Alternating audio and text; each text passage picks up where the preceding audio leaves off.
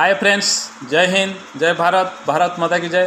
Friends, आज जो video है हमारा देश के राजधानी के सीएम अरविंद केजरीवाल जी का ऊपर है। आप सभी जानते भी होंगे, पूरा हिंदुस्तान जानता भी है कि हमारा जो सीबीआई है वो 16 अप्रैल को हमारा जो अरविंद केजरीवाल जी को बुलाया है। वो जो दारू का घोटाले में जो मनीष सिसोदिया जी जेल में है, उसी रिगार्डिंग कुछ बात करेंगे उनसे। तो आप सभी जानते भी होंगे, उस टाइम जब मनीष सिसोदिया जी जेल गए थे दारू का घोटाले में, तो उस टाइम बहुत सारे लोग बोले थे ये तो कुछ ही नहीं है, इनका पीछे कोई एक मास्टरमाइंड है। आप सभी ऐसे बोलते भी थे। आज देखिए, यही है वो अरविंद केजरीवाल जी जो शुरू में पार्टी बनाया था। बहुत बोल रहे थे कि मैं बहुत ईमानदार हूँ, देश के लिए कुछ करूँगा, दिल्ली की जनता के लिए कुछ करूँगा।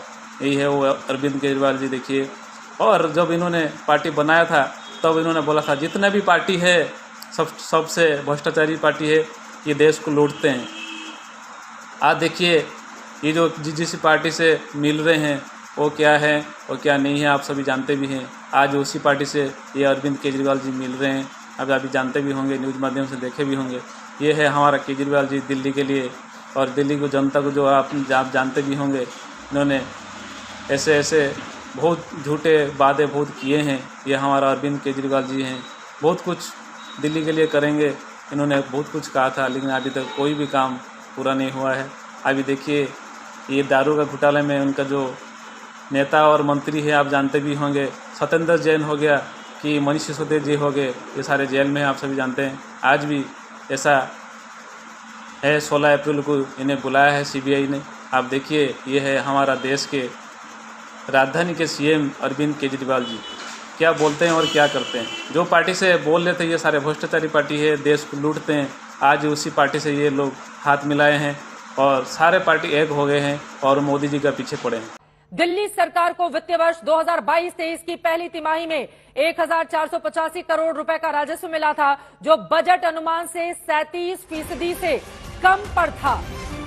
अप्रैल 2022 के बाद हर महीने राजस्व में लगभग 194 करोड़ रुपए की कमी आई थी। ये पूरा का पूरा मामला जो आम आदमी पार्टी के लिए गले की फांस बनता हुआ, जेल में मनीष सिसोदिया शराब मंत्री, उनसे पूछताछ की। सबसे पहले सीबीआई ने 8 घंटे लंबी पूछताछ की और उसके बाद उनको गिरफ्तार कर लिया गया था। फिर ईडी की एंट्री हो जाती है और अब तक मनीष सिसोदिया जो डिप्टी सीएम दिल्ली के रह चुके, शिक्षा मंत्री, 18 मंत्रालय उनके पास अलग अलग थे, उनकी मुश्किलें इस कदर बढ़ी कि अब तक वो अदालत से भी अपने लिए राहत नहीं पा पाए हैं। वहीं अरविंद केजरीवाल से अब कई तरह के सवाल पूछे जाएंगे, क्योंकि डिजिटल सबूत नष्ट करने के भी आरोप लगे हुए हैं आम आदमी पार्टी की सरकार के ऊपर। ये 3 तस्वीरें 16 अप्रैल को सुबह 11 बजे सीबीआई ने पेश होने के लिए कहा है। संजय सिंह कह रहे हैं आम आदमी पार्टी की ओर से कि अत्याचार का अंत जरूर होगा।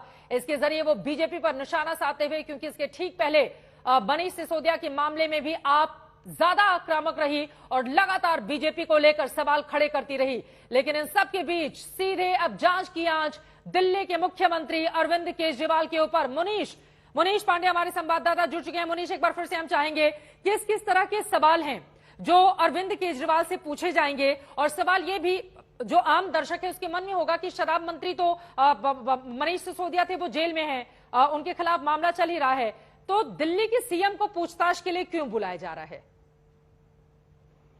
जी देखिए, दिल्ली के मुख्यमंत्री एक तरह से दिल्ली के मुखिया थे और सारे मंत्रालय उनके तहत काम कर रहे थे। चाहे अगर आप मनीष सिसोदिया के मंत्रालय की बात कर लीजिए, एक्साइज मिनिस्ट्री की, वो भी उनकी देख रेख में ही चल रहे थे। ये तो पहला आरोप है कि उनके नाकों तले इतना बड़ा घोटाला कैसे हो गया।